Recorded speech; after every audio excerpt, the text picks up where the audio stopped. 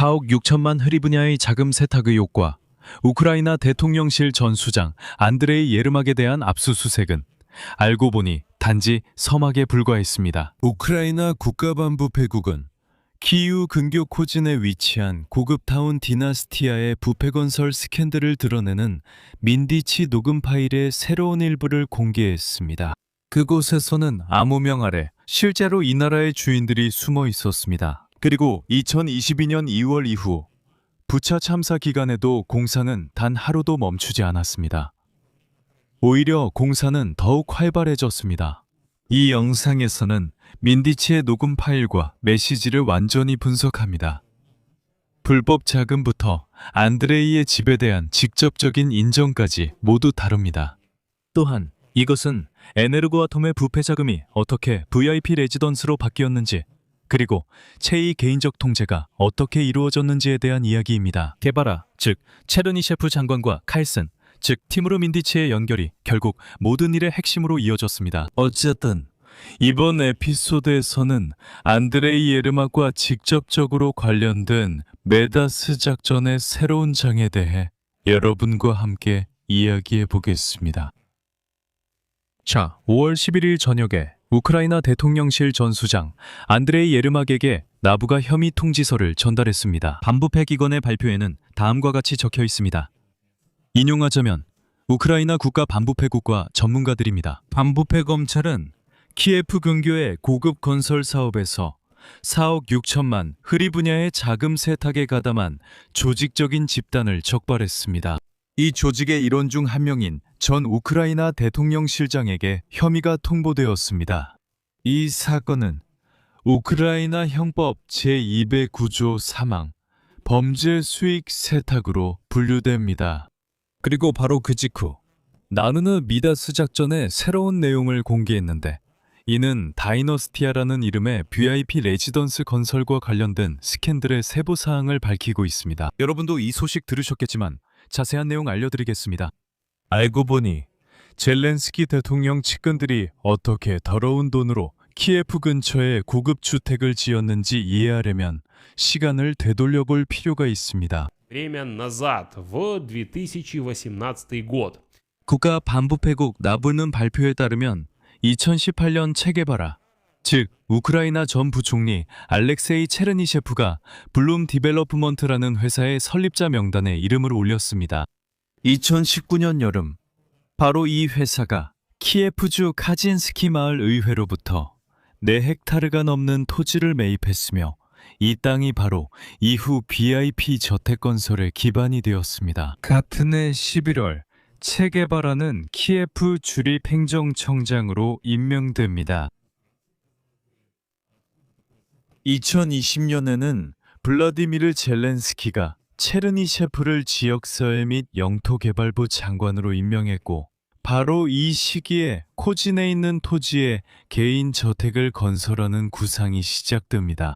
미래 저택 부지로만 사용되는 땅의 총 가치는 600만 달러가 넘습니다.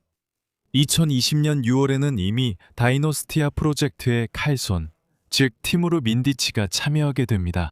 안녕하세요, 티무르. 저는 이고르입니다. 알렉세이가 코진의 집 설계 관련해서 앞으로 협력할 수 있도록 당신의 연락처를 주었습니다. 내일 오전 10시에 저희가 만날 예정입니다. 만남 장소의 주소나 위치 정보를 알려주실 수 있나요? 감사합니다. 안녕하세요, 티무르와 만났나요? 수요일엔 시간이 없습니다. 밤에 떠납니다. 만남은 어땠어요? 다 괜찮아요? 오늘은 두 번째 참가자 불참으로 월요일부터 계획하겠습니다. 티무르와 만나보니 표준주택을 맞추는 건 어려울 것 같습니다. 방 개수와 기능 구역에 대한 요구사항이 너무 많습니다. 여기서 바로 우크라이나 대통령실장 안드레이 예르막이 등장합니다. 국가 반부패국에서 밝히길 2020년 6월에 다이너스티아 프로젝트에 암호명 R이라는 참가자가 합류했다고 합니다. 국가 반부패국 수사관들에 따르면 R이가 바로 안드레이 예르막이라고 합니다. 그리고 국가 반부패국은 안드레이 예르막의 저택이 어떻게 생겼을지까지 보여줬습니다. 실제로 그가 이 프로젝트에 대해 바로 이 저택 건설에 참여한 디자이너와 논의한 것이 입증되었습니다. 다이너스티아, 그리고 이후 프로젝트 참가자들은 자신들이 거주할 4개의 개인 저택을 짓기로 합의했습니다. 실제 소유주를 숨기기 위해 건설 비용은 R4, R3, 안드레이 예르막의 R2, R1이라는 코드로 불렸습니다. 첫 번째 번호가 누구인지는 아직 미확정된 문제입니다. 나중에는 5번째 저택도 짓기로 결정했고 그것을 R0이라고 불렀습니다. 한 저택의 견적 비용은 약 200만 달러에 달했습니다. 2021년 6월에 공사가 본격적으로 시작됐습니다. 그리고 나서 국가반부패국에서는 5월 11일 저녁에 안드레이 예르마크에게 왜 혐의를 통보했는지 설명했습니다. 알고 보니 건설 자금 조달은 불법 자금을 합법화하는 수법이었습니다. 건설 자금 조달 방식은 다음과 같은 모델로 이루어졌습니다. 피의자들이 부른 바에 따르면 형태 1은 여러 유령 회사를 통한 합법적인 자금 조달로 이 회사들이 마치 어떤 서비스를 주문한 것처럼 꾸며서 이 레지던스들 가격의 0%를 지불하는 방식이었습니다. 그리고 형태 2는 불법 현금이었습니다. 국가반부패국에 따르면 돈은 치게바라의 개인 조수를 통해 다른 키예프 사무실에서 노동자들에게 전달됐습니다. 나머지 현금은 칼슨 측근이 받았습니다. 이 현금은 여러 가지 수법으로 세탁되어 건설에 투자되었습니다. 좋은 아침이에요. 이거를 R3에 120입니다. R3는 18만입니다. 알겠습니다. 안녕하세요. R3에 16만입니다. 와, R3 25만이야. 티모르랑 얘기했어. 그는 금액이 더 올라갈 걸 알아. 우리 물량이 늘어나고 있고 시즌도 한정돼 있어. 알렉세이 미하일로비치. 안녕하세요. REBM이 전화했는데 바로 R3에게 전화를 넘겼어요. 간단히 말해서 R3는 다음과 같은 생각을 밝혔어요. 우리 구조는 프로젝트에 따라 움직이고 투자자인 R4의 지시에 따릅니다. 모든 보고서는 오직 R4의 지시에 따라 그가 요청하는 방식으로만 준비되고 다른 사람에게 전달될 수 있습니다. 세르자, 우리 만남 이후로 저는 이미 모든 것을 이해했습니다. 우리 입장도 분명히 전달되었으면 합니다. 나는 아리와 직접적인 관련이 있는 사람으로서 그리고 그로부터 적절한 권한을 부여받은 사람으로서 너도 처음부터 이 사실을 알고 있었지. 나는 아리 건설에 송금된 돈이 어디에 쓰였는지 추적하는 것뿐만 아니라 입찰 절차, 자재 및 장비 구매 비용을 포함한 협의에도 참여하고 또한 완료된 작업의 감사도 진행하고 싶다. 즉, 우리가 양해각서 초안에서 합의했던 그 목록이다. 나는 이것이 모든 비용을 지불하는 발주자의 충분히 정상적인 요구라고 생각한다. 그리고 이제 이 수법에 대한 가장 맹혹한 진실이 이어진다. 2022년 2월 러시아 연방이 우크라이나를 전면 침공한 이후에도 공사는 멈추지 않았고 오히려 더 빨라졌다. 체게바라, 즉 체르니쇼프는 여러 교대로 일할 것을 요구했다. 그리고 바로 여기서 우리 부패한 인사들이 무너지기 시작했다. 문제는 속도가 빨라지면서 건설 규모가 공식적인 수입과 맞지 않는다는 것이 분명해졌다는 점이다. 그래서 2024년에 이 계획에 참여한 사람들은 돈의 합법성을 증명하는 것처럼 보이는 서류를 사기 시작했다. 다음은 국가반부패국 수사에서 나온 또 다른 부분인데 여기서 R2는 수사당국의 주장에 따르면 안드레이 예르막을 의미한다는 점을 기억해 두시기 바랍니다. 안녕하세요. 고객과 현금화 수수료 협상을 위해 초안 편지를 작성했습니다. 검토 후 필요시 수정 부탁드립니다. 그리고 이제부터가 가장 흥미로운 부분입니다. 국가반부패국의 자료에 따르면 2025년 7월에 체게바라, 즉 체르니쇼프에게 혐의가 제기된 후 칼슨, 즉 티무르 민디치가 더 나은 시기까지 공사 진행을 중단하기로 결정했다고 합니다. 왜냐하면 국가반부패국이 그들에게 아주 가까이 다가왔다는 것을 감지했기 때문입니다. 그러니까 이걸 의심해야 한다는 거죠, 맞나요? 제 생각엔 우리가 의심하고 있는 것 같아요. 그게 무슨 뜻이야? 자, 안에 어떻게 생겼는지 보이죠?